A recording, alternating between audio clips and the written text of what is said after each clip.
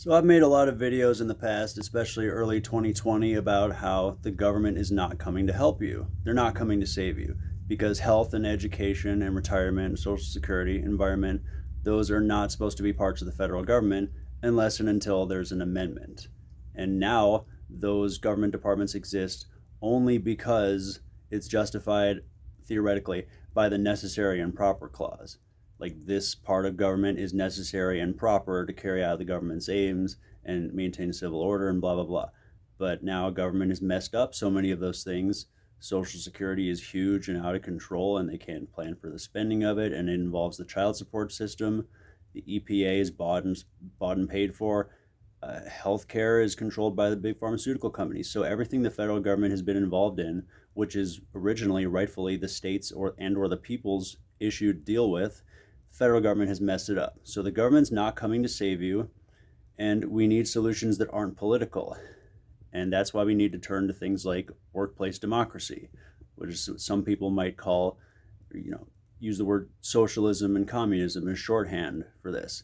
But workplace democracy and socialism and even communism don't have any kind of partisan political connotations. Sure, there have been parties named after those things, but workplace democracy and socialism and communism are the antithesis of the violent corporate state that masquerades under the facade of free market and individual liberty. So we need workplace democracy to complement individual liberty, and we need unions that aren't and can't be compromised by big business interests, like the interest to, do everything in a very heavily regulated, heavily taxed, legalistic way like the state wants, or to kowtow to what the business wants and not let people form a radical union and only let people form a moderate union, which is called yellow unionism or business unionism, where it's a union that's not actually working in the interests of its own workers, but in the interests of the business, the managers, the bosses, the owners.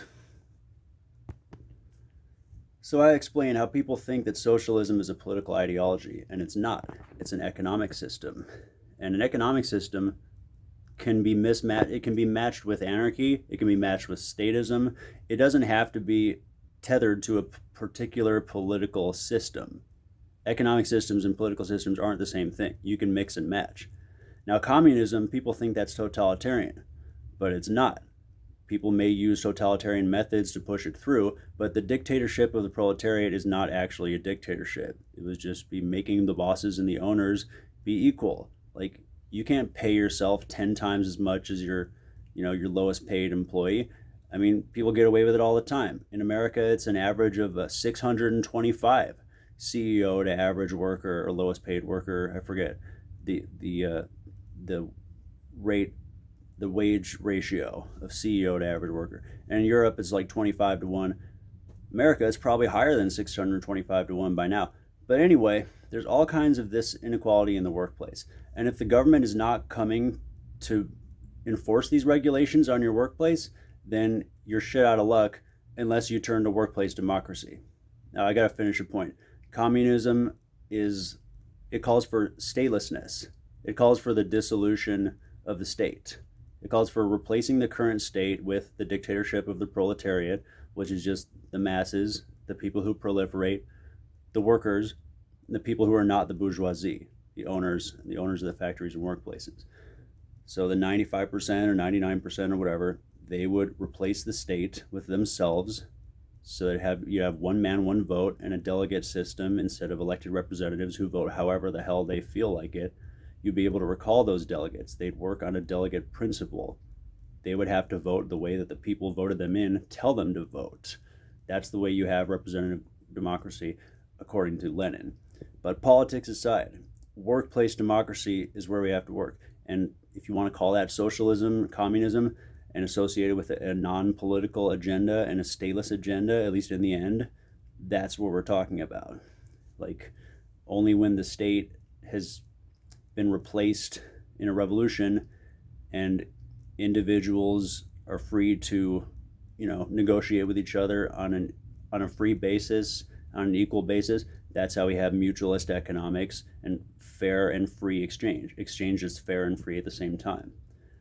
So we have to have an economic transformation. And if the government is not coming to help us, then we have to work within our workplaces to provide the health and safety and professionalization of whatever industry that we're in case the government decides to not do it for us. In case they decide that, oh, we don't care about enforcing OSHA laws, you aren't subject to wage laws, only the lowest paid federal workers are going to get the minimum wage raise. Didn't you figure that out? Only 0.2% of the American workers are affected by minimum wage raises because they work for the government, federal government.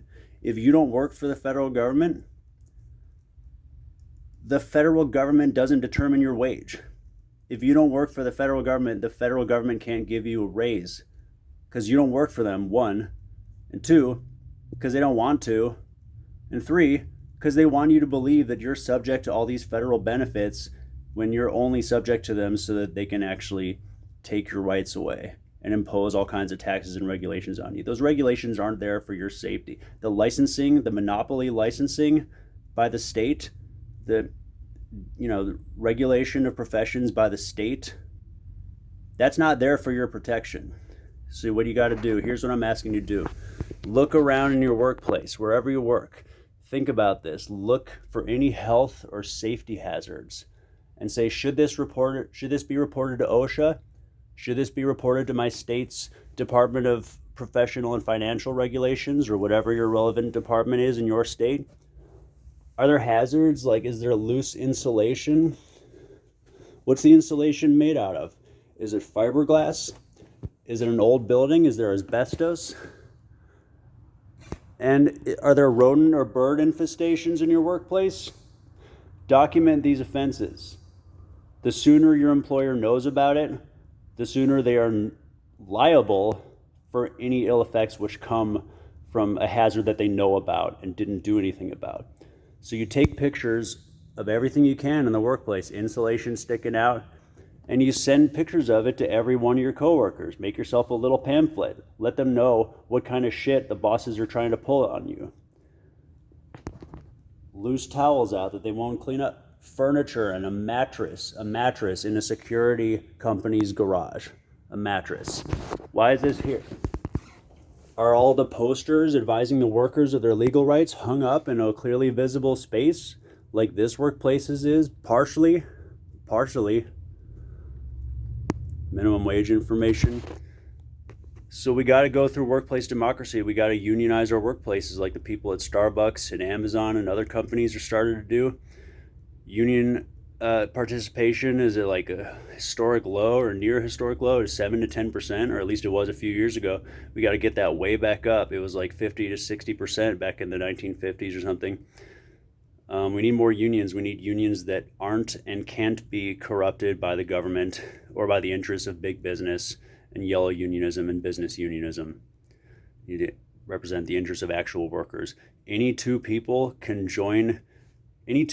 talk about their wages and their raises. If your boss has told you not to discuss wages or asked you not to discuss wages, document that. Take a screenshot of that text. Send it to your coworkers.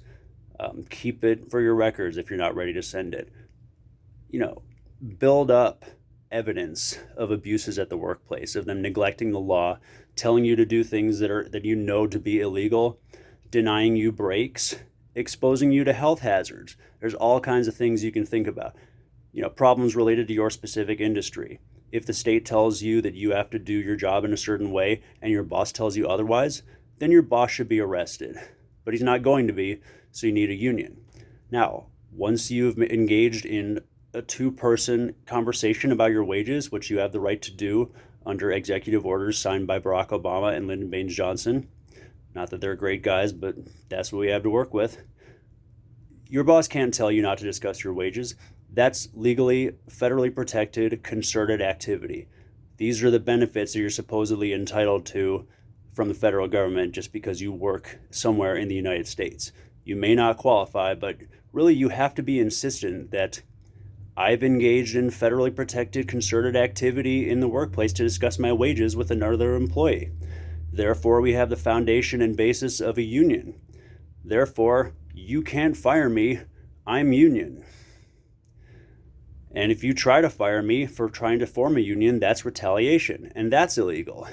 And if everybody in the workplace knows that and can point to the specific law that makes it illegal to retaliate against employees trying to form a union, then everyone knows that the boss is a criminal. And if the boss has cop friends, you got to do something about that. Figure out what cops might know your employer and might be protecting his interest to extract, wages that was unearned, commit wage theft against you.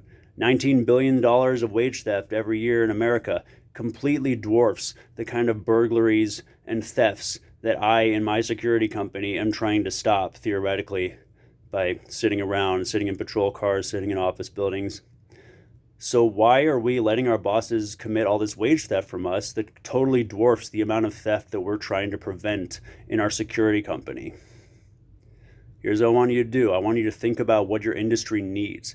Think about what you can do using your brain to professionalize your industry, make your industry better so that your company and your contribution to your workplace can set an example to other people who are in the same industry so that you can save your industry from the interests that are trying to corrupt it and trying to make it useless or trying to make it do the opposite of what it's supposed to do. Communism and socialism are not necessarily political ideologies. I mean, communism is, but they don't entail a particular statist agenda or a particular political partisan agenda. Workplace democracy is the way to go. Insist that you've formed a union. Name the union. Don't file paperwork. Don't go to some union guy in the area and ask if you can form a union. You just formed a union by telling your coworker that the boss told us not to discuss our wages, and I think that's illegal. So concerted activity, retaliation, OSHA, workplace democracy, and while you're at it, read State and Revolution by Vladimir Lenin. He explains all this. Communism does not require a state. Communism and socialism and workplace democracy provide economic solutions to problems that the government is not coming to help you solve.